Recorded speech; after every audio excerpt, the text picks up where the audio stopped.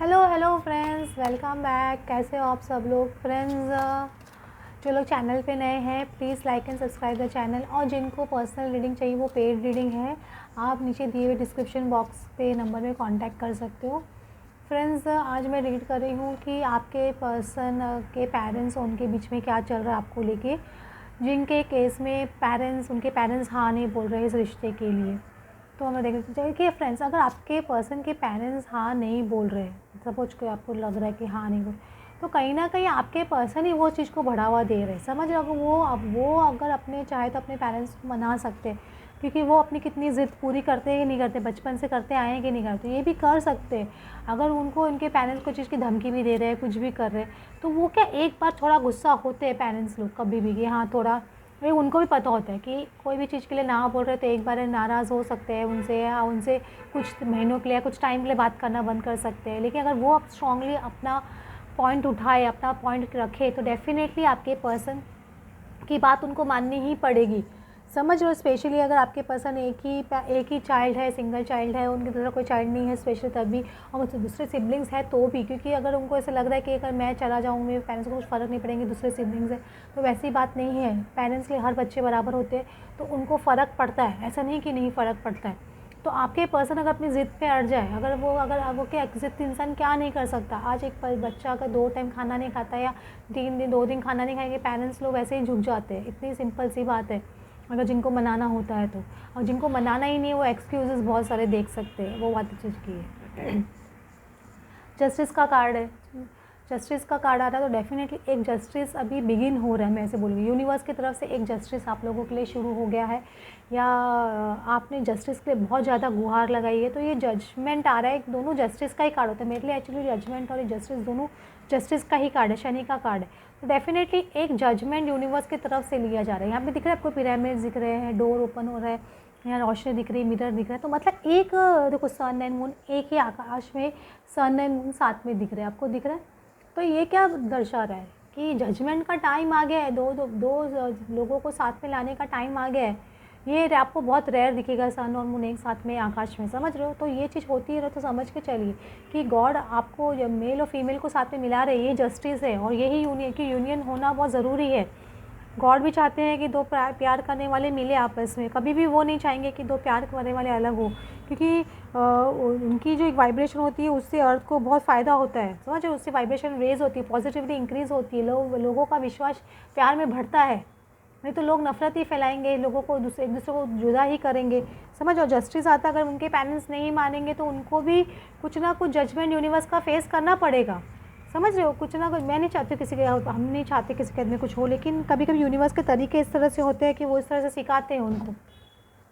7 of swords है, कुछ secret motive definitely है आपके पर्सन का, कुछ सीक्रेटली वो कर रहे हैं, या सीक्रेटली आपको नहीं बता रहे लेकिन अपने पेरेंट्स से सीक्रेटली बात कर रहे हैं। हाँ, सपोज जो भी ब्लॉकेजेस है ये, तो वो सारे ब्लॉकेजेस अपने निकालते जा रहे हैं, 1 2 3 4 ऐसे करके सारे ब्लॉकेजेस निकालते जा रहे हो, अपना स्टैंड खड़ा कर रहे हैं।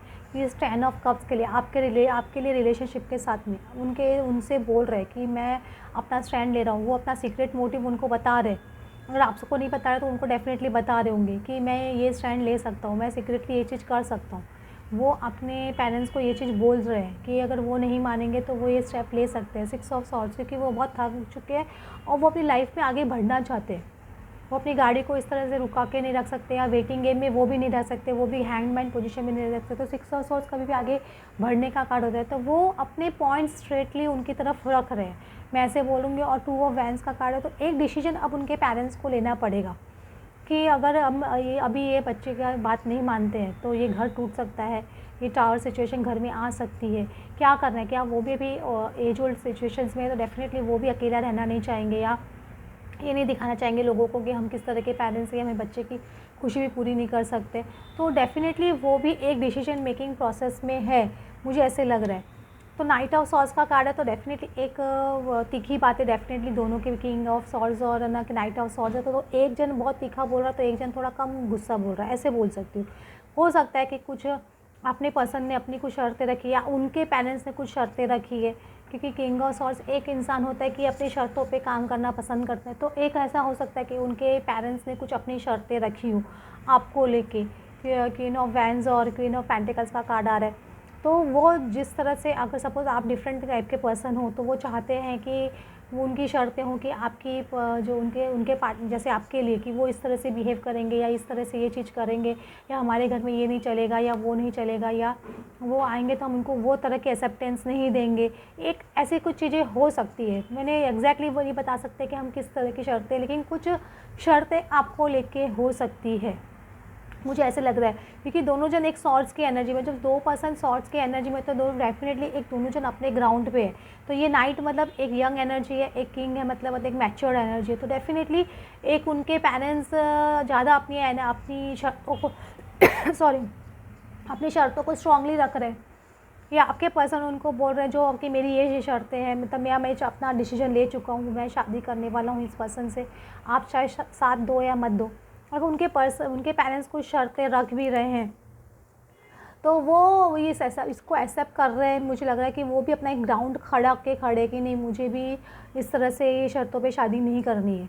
समझ रहे हो? इस तरह से वैसे एक पॉसिबिलिटी मुझे लग रही है, क्योंकि जिस तरह की एनर्जीज आ रही है मुझे, वो उस हिसाब से रीड कर रही है। तो इस तरह से भी एक हो सकता है कि उनके पेरेंट्स थोड़ा शर्तें रख रहे हो, या कुछ अपनी बातें रख रहे हो, सॉरी, अपनी कुछ बोलते हैं ना, अपने बीच में टांग अड़ाने का एक तरीका भी बोल सकते हो, ताकि ये पर्सन पीछे हट जाए। सॉरी अगर डिस्टर्बेंस आ रहा है तो। ये अपनी एक शर्तें कुछ ना कुछ मुझे ऐसे लग रहा है कि रखी जा रही उनकी फैमिली की तरफ से, या उनकी तरफ से आपके दो भी वाइस वर्सा हो सकता है, कुछ भी हो सकता है। या तो आपके पर्सन शर्त रख सकते हैं, या उनके फैमिली वाले कुछ शर्त रख सकते हैं। नहीं, मुझे ऐसे लग रहा था। और टावर सिचुएशन डेफिनेटली है उनके घर में, ऐसे नहीं बोलूँगी टावर सिचुएशन नहीं है।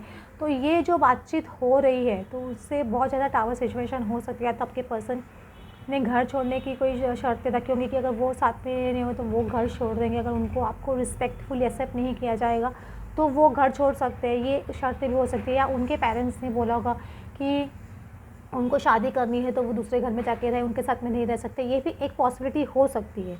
समझ रहे हो? क्योंकि वो शर्तें कुछ ना कुछ शर्तों पे चल रहा है बात, समझ रहे हो? तो उसकी वजह से टावर सिचुएशन डेफिनेटली घर में है।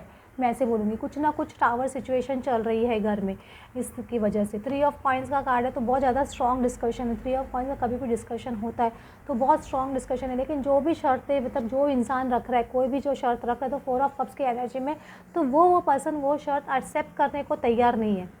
वो शर्तें एक्सेप्ट करने को तैयार नहीं है, उनको उस शर्तों पे शादी नहीं करनी है। समझ रहे हो? या तो उनके पेरेंट्स वो इनकी शर्त नहीं मान रहे, या आपके पर्सन की शर्त नहीं मान रहे। लेकिन मुझे ऐसा लग रहा है उनके पेरेंट्स ही शायद है जो उनकी शर्तें नहीं मान रहे हैं, ऐसे मुझे ऐसे लग रहा है। शायद इसकी वजह से हो सकता है ऐसे, या आपके पर्सन को मंजूर नहीं है कि वो जो उस तरह की बातें आपके लिए बोल रहे हैं वो उनको मंजूर नहीं है। ये भी एक पॉसिबिलिटी हो सकती है, क्योंकि बहुत ज़्यादा सोचा जा रहा है। इसलिए आप से 2 ऑफ कॉइंस का कार्ड आ रहा है। आपके पर्सन को लग रहा है कि वो अभी इस टाइम आ चुका है क्या इस घर छोड़ने का, या घर से अलग होने का, आपको आपके पास, क्योंकि एक डिसीजन मेकिंग का कार्ड आ रहा है। इसमें पॉइंट्स देखेंगे बहुत बाजू बाजू में, दूर दूर नहीं है। तो एक बहुत बाजू बाजू में कॉइन्स है, तो डेफिनेटली वो दर्शा रहा है कि इंसान की है ना, वो एक डिसीजन के एकदम करीब है, बहुत ज़्यादा बैलेंसिंग एनर्जी में। प्लस 4 ऑफ कप्स है, ये हार्ट, तो ग्रीन कलर का, तो ये हार्ट चक्र डेफिनेटली लव से रिलेटेड कोई ऑफर है, उसकी वजह से ऐसे जितने भी कलर्स आपको दिख रहे हैं सारे चक्रास रिलेटेड है। क्योंकि ये चक्रा विजडम कार्ड है, टैरो कार्ड, तो इसमें सारे चक्रास भी दिखाते हैं कि कौन से चक्रा की वजह से ये प्रॉब्लम्स आ रही है। तो ये डेफिनेटली लव से रिलेटेड ही कोई ऑफ़र है जो आपके पर्सन एक्सेप्ट नहीं कर रहे हैं, मुझे ऐसे लग रहा है। तो अभी उनको या तो रोशनी दिखाई जा रही है कि आप ये रास्ता लो, कि ये रोशनी उनको दिखाई जा रही है कि आप ये रास्ते से चलो, अभी घर छोड़ने का वक्त आ गया है, या डिसीजन लेने का वक्त आ गया। अगर वो घर छोड़ने का डिसीजन लेंगे भी, तो मुझे नहीं लगता है कि उनके पेरेंट्स उनको जाने देंगे।